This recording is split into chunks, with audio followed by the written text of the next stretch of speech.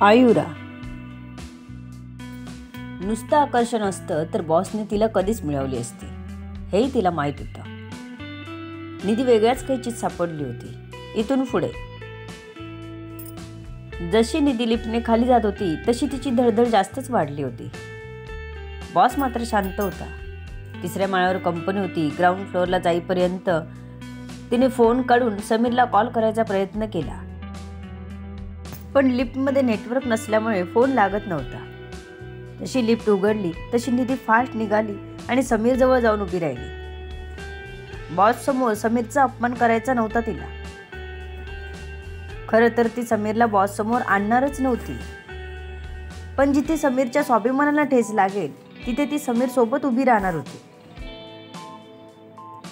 निधीला असं समीरच्या बाजूला उभं बघून बॉस जागीच थांबला. त्याने समीरचं निरीक्षण केलं.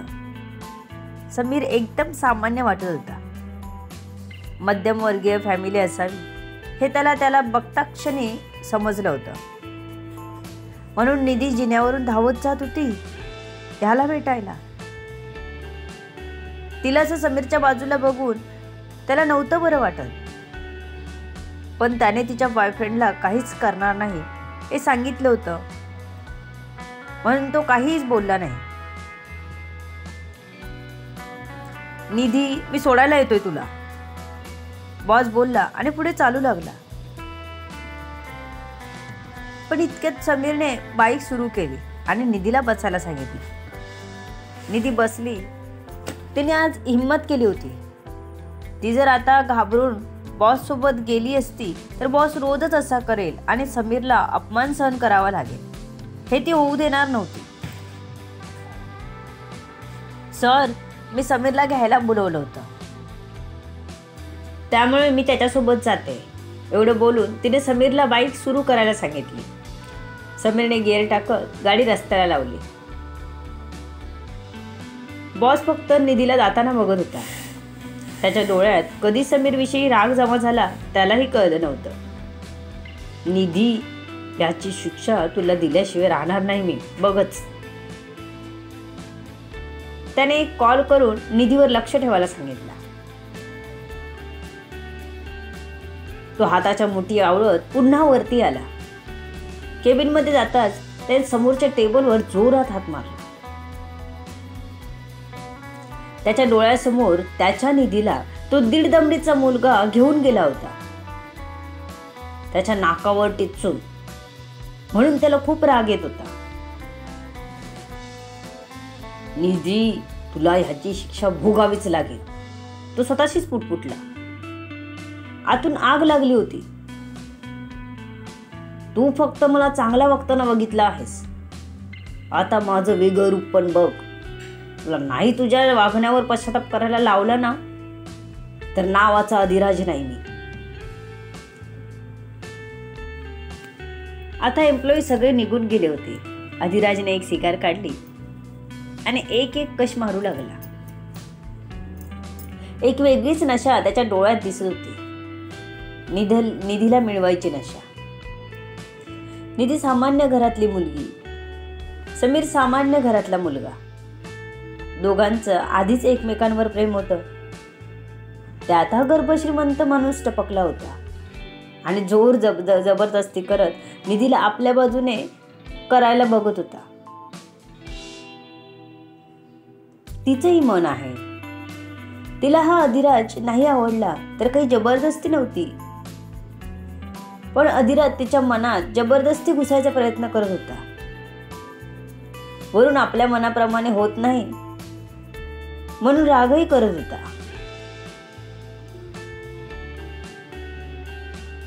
उद्या तिच्यासाठी कोणती शिक्षा वाट बघत होती हे निधीला माहित नव्हतं. ती समीर सोबत एका कॅफेत बसून कॉफीचा आस्वाद घेत होती. लाजून लाजून समीरकडे बघत होती. निधी, तुझा बॉस तुला सोडायला येत होता? समीरने आश्चर्याने विचारलं. त्याला काही कळलं नव्हतं.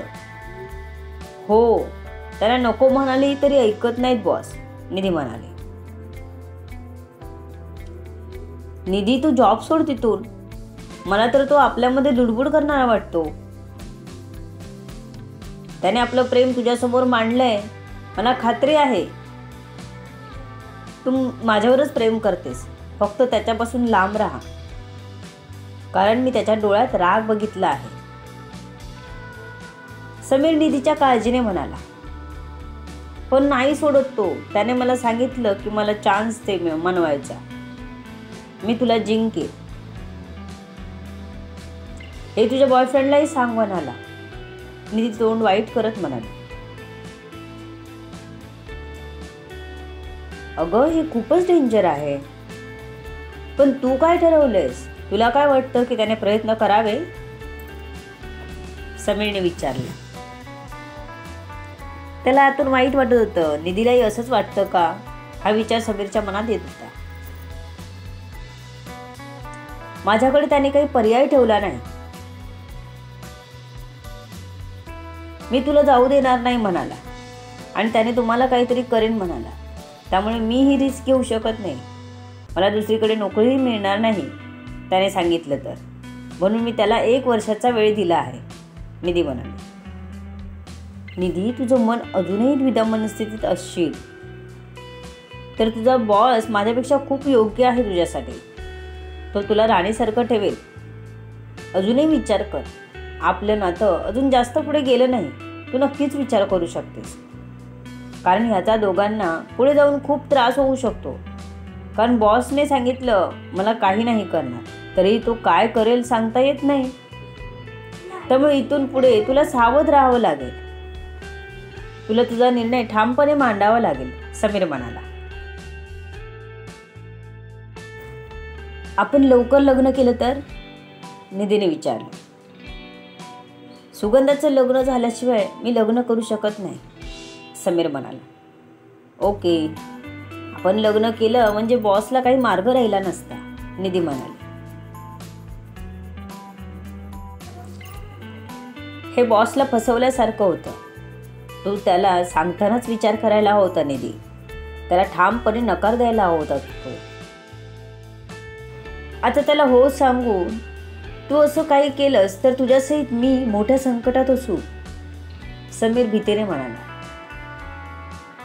त्याच्या मागण्या थांबता थांबत नाहीत. रोज कॉलवर 10 मिनिटं बोलायचं असं सांगतो. मला काय करावं कळत नाही, निधी एकदम टेन्शनमध्ये म्हणाली. एकतर तू फार मोठी चूक केली आहेस निधी. त्याला तुला मनवायचा चान्स देऊ. आता तो जे म्हणेल ते तुला मान्य करावं लागेल, समीर म्हणाला.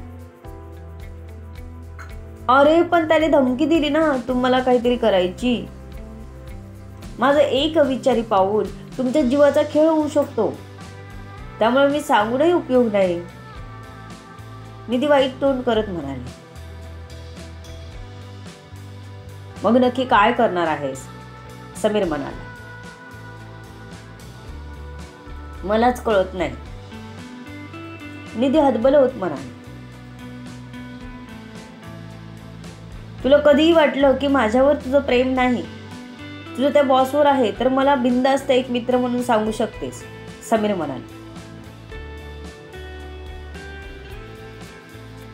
असं असतं तर मी विचार करायला वेळ नसता का घेतला? त्याला ठामपणे सांगून आली नसती. माझं तुमच्यावर प्रेम आहे आणि ह्यात काही विचार करायसारखी कोणतीच गोष्ट नाही, निधी समीरला बघून म्हणाली. तुझ्या बॉसला एकदा मला भेटाव, समीर म्हणाला. त्याने बॉसच्या डोळ्यात राग बघितला होता. जर त्याने निधी किंवा समीरला नुकसान पोचवायचा विचार केला तर त्याला भेटून एकदा समोरासमोर बोलणं झालेलंच बरं. कारण असं किती दिवस चालणार? निधीने त्याला 1 वर्षाचा वेळ दिलाय. तो काही ना काही प्रयत्न करणार. समीर काही पैशाने श्रीमंत नव्हता. त्याला प्रत्येक गोष्टीत विचार करावा लागेल. बॉसने ठरवलं तर तो काहीही करू शकतो. त्यात समीर उगाच फरफटला जाऊ शकत होता. निधीच्या बोलण्यात येऊन तो आपला वेळ आणि पैसा वाया घालवणार नव्हता. त्याने हा क्षणात विचार केला आणि निधीशी बोलायचं ठरवलं. निधी, तुझा बॉस खूप श्रीमंत आहे. त्याची बरोबरी तर मी कधीच करू शकणार नाही. तू त्याचा विचार करू शकते, मी तुला अडवणार नाही. कारण बॉसने ठरवलं तर तो मला धुळीला मिळवू शकतो. माझ्यावर जबाबदारी आहे, मी त्याला टक्कर देऊ शकणार नाही. मी माघार घेतोय असं समज. मी तुला कधी भेटलोच नाही, कारण तुझ्या बॉसच्या रागाने जर मी उद्ध्वस्त झालो तर तुला कुठून सांभाळणार मी. शेवटी तू नाईलाजाने मला सोडून जाणार, त्यापेक्षा आत्ताच विचार केलेला बरा. समीरने भयान वास्तव निधीला बोलून दाखवलं होतं. निधीला स्वतःच्या कानावर विश्वास बसत नव्हता. तोंड उघडं ठेवून ती बघत होती. समीर एकदम प्रॅक्टिकल विचार करणार होता, तिला माहित होतं. पण असा माघार घेईल हे वाटलं नव्हतं.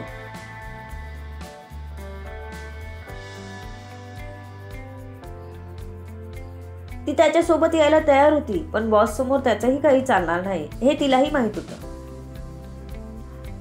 म्हणूनच तिने बॉसला पहिलंच सांगितलं होतं की माझ्या बॉयफ्रेंडला त्रास द्यायचा नाही. पण बॉस तिचं ऐकेल तसं नाही. तोंडावर हो म्हणेल आणि पाठीमागे उद्ध्वस्त करायची तयारी करत असेल तर सांगता येणार नाही. कारण तिने बॉसला ओळखलं कुठे होतं अजून, तीही विचारात हरवली होती. इथून पुढे आपण न भेटलेलंच बरं, समीर म्हणाला आणि लगेच उठला. तशी निधीही उठली. निधीच्या डोळ्यात पाणी होतं. समीरने आपल्या डोळ्यातलं पाणी महत्प्रयासाने थांबवून ठेवलं होतं. त्याला निधीच्या समोर रडून दाखवायचं नव्हतं. नकळत तोही प्रेमात पडलाच होता. पण जर प्रेमात सगळं धुळीला मिळणार असेल तर ते प्रेम लांबच बरं आहे. चल घरी सोडतो तुला, समीर एकदम तटस्थपणे म्हणाला. जसा काय हा आत्ताच भेटला आणि कोणीतरी त्याच्यावर जबाबदारी दिली आहे, त्याला निधीला घरी सोडून येऊन सोडायची असं वाटत होतं.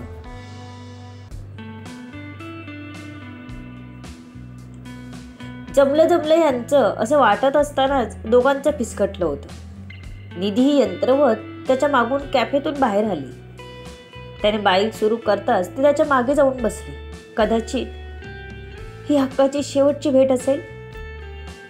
अनपेक्षित मोड येऊन ठेपला आहे निधीच्या आयुष्यात. काय करेल निधी? To be continue. सर्व गोष्टी जाणून घेण्यासाठी पुढे येणारे भाग वाचायला आणि ऐकायला विसरू नका. तुमच्या अमूल्य प्रतिसादाची आतुरतेने वाट बघते. लेखिका शब्दवेदी उर्फ संतोषी गजानन राणे पाताळे. धन्यवाद. या कथेला जास्तीत जास्त लोकांपर्यंत शेअर करा, लाईक करा, कमेंट करा आणि चॅनलला सबस्क्राईब करा.